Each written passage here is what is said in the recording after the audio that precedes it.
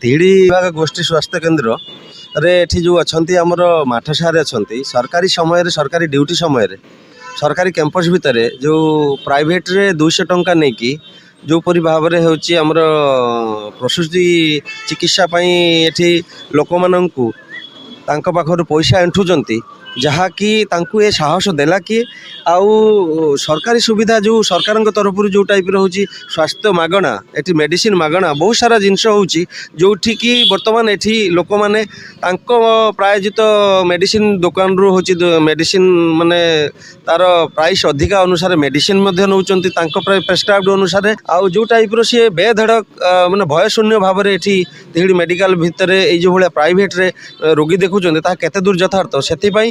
ତିହିଡି ଅଞ୍ଚଳର ସମସ୍ତ ସାମାଜିକ ସଂଗଠନ ଯେତେ ବି ଆମେ ଅଛୁ ଆମେ ଏକ ହେଇକି ଆଜି କଲେକ୍ଟରଙ୍କୁ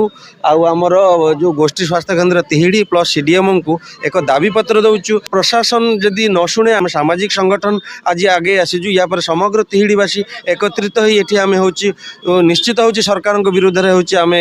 ଏଇ ଯେଉଁ ତାଙ୍କର କାର୍ଯ୍ୟ ବିରୁଦ୍ଧରେ ଆମେ ସ୍ୱର ଉତ୍ତୋଳନ କରିବୁ। ତିହିଡି ବ୍ଲକ 31ଟି ପଞ୍ଚାୟତ ନିର୍ଭର କରୁଥିବା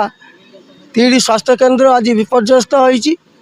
ଯେଉଁ ଡାକ୍ତର ଅଛନ୍ତି ସେମାନେ ମନମୁଖୀ ଭାବରେ ପ୍ରାଇଭେଟରେ ଚିକିତ୍ସା କରିବା ପାଇଁ ବାଧ୍ୟ କରୁଛନ୍ତି। ୟାକୁ ତିହିଡି ବ୍ଲକର 15ଟି ସଂଗଠନ ନିନ୍ଦା କରୁଛି। ଡାକ୍ତର ଚିକିତ୍ସାଳୟ ସବୁ ଯାହା କିଛି ହବ ସବୁ ମାଗଣାରେ କରିବା ସରକାରୀ ଚିକିତ୍ସାଳୟ ସରକାର ଖୋଲିଛି ଜ୍ଞାନୀ ସ୍ପେଶାଲିଷ୍ଟ ଦରମା ଦଉଛି ଦରମାଟା କଣ ସେ ଦେଖିବେ ରୋଗୀ ଦେଖିବେ ସେ ବିଷୟରେ ତ ଭଲ ଭାବେ ମୁଁ ଅବଗତ ନାହିଁ ବିଷୟରେ ତର୍ଜମା ତାଙ୍କ ଡ୍ୟୁଟି ସମୟ ବାହାରେ ସେ ତାଙ୍କର ରୋଗୀ ଦେଖୁଛନ୍ତି